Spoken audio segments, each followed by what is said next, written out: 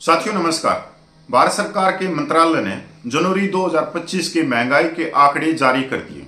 इन आंकड़ों से पता चलेगा कि जनवरी 2025 से महंगाई भत्ते में कितनी बढ़ोतरी हो रही है। डीएडीआर, डियरनेस अलाउंस, डियरनेस रिलीफ, सीधे सीधे महंगाई भत्ते के रूप में जो कर्मचारी वर्ग है, जो वेतनभोगी है या पेंशनर है, उनकी पे पेंशन में थोड़ी सी बढ़ोतरी होती है महंगाई भत्ते के रूप में, और उनको महंगाई से कुछ निजात मिलती है।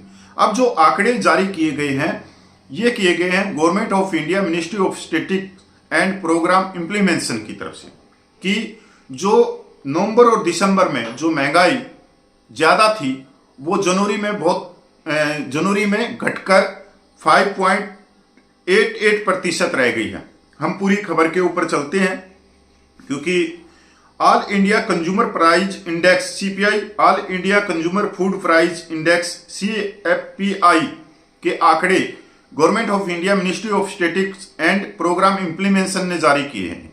यहां रुककर मैं एक बात और भी बताना चाहूंगा कि अभी तक आपने देखा होगा कि ministry of labour and employment, labour bureau, ये AIICPN के आंकड़े जारी करता है। उससे पहले government of India, ministry of statistics and programme implementation जारी करता है। उसके बाद में ये लेबर ब्यूरो आंकड़े जारी करता है। अभी लेबर ब्यूरो ने आंकड़े जारी नहीं किए गए हैं, ये आंकड़े जारी किए गए government of India, ministry of statistics ने।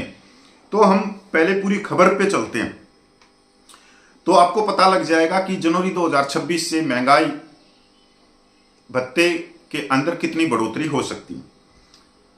सब्जियों की महंगाई 20% घटकर 8.35% पर पहुंची। खाद्य वस्तुओं की मुद्रास्फीति में तेज गिरावट आई है। जनवरी में यह घटकर 5.88% रह गई, जो दिसंबर 2024 में 8.47% थी। इसी दौरान सब्जियों की महंगाई में भी भारी गिरावट रही और यह घटकर 8.35% रही। दिसंबर 2024 में यह 28.65% थी। इस वजह से जनवरी में थोक महंगाई की दर घटकर 2.31% आ गई। सरकारी आंकड़ों के मुताबिक आलू की महंगाई 74.28% के उस स्तर पर रही। ब्याज की महंगाई जनवरी में बढ़कर 28.33% हो गई। ऊर्जा की लागत में आएगी नरमी। उपभोक्ता वस्तुओं की कीमतें हो सकती हैं प्रभावित। खुदरा महंगाई में भी आई थी गिरावट। तो कुल मिलाकर यहां पर जो आंकड़े जारी किए गए हैं वो ये है कि जो नवंबर दिसंबर में जो महंगाई थी वो घट गई। मतलब दिसंबर 2024 में 8.47 थी, तो जनवरी में घटकर महंगाई 5.88% रह गई। एक चीज तो ये होगी।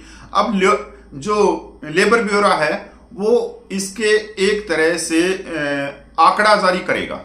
यहां से तो ये पूरा हो गया कि जो नवंबर 2024 में 144.5 और दिसंबर में 145.5 महंगाई के आंकड़े जारी किए गए थे, तो उससे भी ये नीचे आएंगे ये आंकड़े, क्योंकि महंगाई घटी है। तो दिसंबर 2024 के तो आपको पता ही है कि महंगाई भत्ता 3% की बढ़ोतरी होगी, उसका कभी भी ऐलान हो सकता है। अब जनवरी 2025 से ये जो जनवरी का जो महीना है, इसके अंदर जो महंगाई भत्ता बैठ रहा है वो 2% के करीब बैठ रहा है, 2 या 2.5, मतलब महंगाई घटी है। साथियों में आप देखो कि जो महंगाई के आंकड़े जारी करती है भारत सरकार, दो मंत्रालय आंकड़े जारी करते हैं, इनकी प्रक्रिया क्या है आज के समय? क्या ये इस प्रक्रिया से क्या सच में महंगाई के आंकड़े सामने आ रहे हैं? क्या सिर्फ टमाटर 20 रुपया केजी होने से या गोभी 20 रुपया केजी होने से महंगाई कम हो जाती है, या सिर्फ सब्जियों की ही महंगाई देखी जाती है? जबकि साथियों आज डॉलर का भाव 86.71 रुपये है।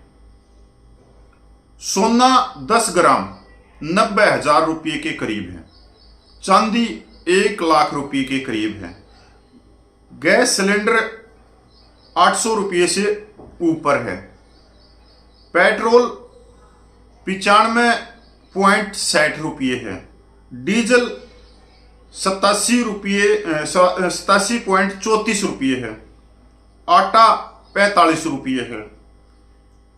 अगर सरसों का तेल हम CSD कैंटीन से लेते हैं तो 200 रुपये का भाव है, 200 से ऊपर 1 किलो का। दालों जो दाल है उनका भाव 150 रुपये से 200 रुपये है। तो मेरे को ये समझ में नहीं आया, जो ये आंकड़े जारी करते हैं ये कौन सी प्रक्रिया है? क्या वो आज 21वीं सदी में वो स्टिक बैठ रही है या नहीं बैठ रही है? क्या आज के आधुनिक युग में ये प्रक्रिया, ये जो भी प्रणाली है इनकी महंगाई के आंकड़े नापने की, क्या ये पुरानी नहीं हो चुकी है? क्या कोई नई नहीं आनी चाहिए? आज आप देखो, चेन्नई से दिल्ली, कलकत्ता से दिल्ली, चंडीगढ़ से दिल्ली, पटना से दिल्ली हवाई जहाज का 3-4 हजार रुपया किराया है। पर प्रयागराज का तो 45,000 से लेकर 60,000 रुपये तक है। मतलब मेरा कहने का मतलब यह है कि ये जो प्रक्रिया है यह आज के आधुनिक युग में ठीक नहीं है। इसकी जगह नई प्रक्रिया अपनानी चाहिए सरकार ने। दो मंत्रालय महंगाई के आंकड़े जारी करते हैं। अभी हमारे एक ऑनरेडी कैप्टन है, कोई सैनिक नाम से, वो न्यूज चैनल चलाते हैं, कोट टाई बांध के वो आते हैं। उन्होंने भी आंकड़े जारी कर दिए महंगाई के, जैसे वो कोई वित्त सलाहकार लगे हुए। मैंने ये काम उसी के लिए छोड़ा हुआ था।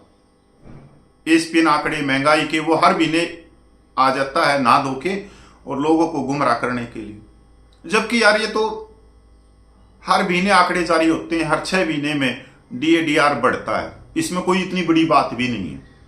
इसमें सबसे बड़ी बात यह है कि जो महंगाई नापने की जो प्रणाली है, जो सिस्टम है, उसके ऊपर सवाल है, पर वो सवाल कभी नहीं पूछेगा। अब उसको यही नहीं मालूम, वो आज तक तो लेबर ब्यूरो के ही आंकड़े दिखाता रहा। उसको यह भी नहीं मालूम कि उससे पहले government of India, ministry of statistics and programme implementation आंकड़े जारी करता है, और लेबर ब्यूरो उसको राउंड फिगर में लेके आता। बस इतना ही है। अब जो रिपोर्ट, जो प्रेस नोट निकाला है गवर्नमेंट ऑफ इंडिया ने, वो 13 पेज का है। अब उसको समझने के लिए तो भाई मतलब जो हमारी एजुकेशन है उस हिसाब से तो हम नहीं समझ सकते इन चीजों को, क्योंकि बहुत बारीकी में जाना पड़ेगा समझने के लिए। तो चलो थोड़ा सा किसी की सहायता लेके एक बार ही समझने की जरूरत है, फिर उसके बाद में तो वो आंकड़े हम ही जारी कर देंगे। तो हमारा जो कोट टाई वाला भाई साहब है, मैं उससे कहना चाहता हूं, कभी कभी जो DADR का जो सिस्टम है, महंगाई नापने का जो प्रणाली है, कभी कभी उसके ऊपर भी प्रश्न चेन लगा लिया करो, प्रश्न पूछ लिया करो कि आज के आधुनिक युग में जो सिस्टम से आप महंगाई नाप रहे हो वो सिस्टम बदला जाना चाहिए।